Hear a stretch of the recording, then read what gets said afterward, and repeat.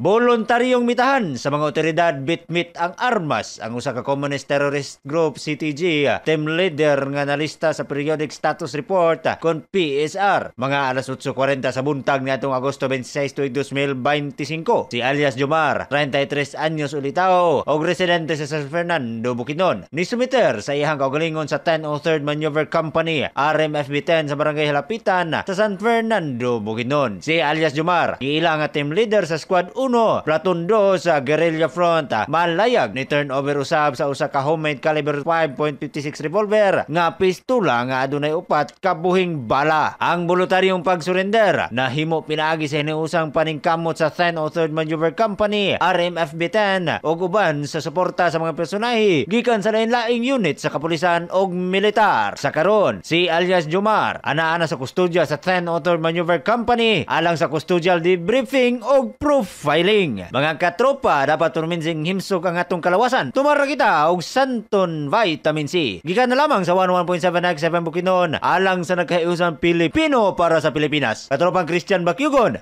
XFM News.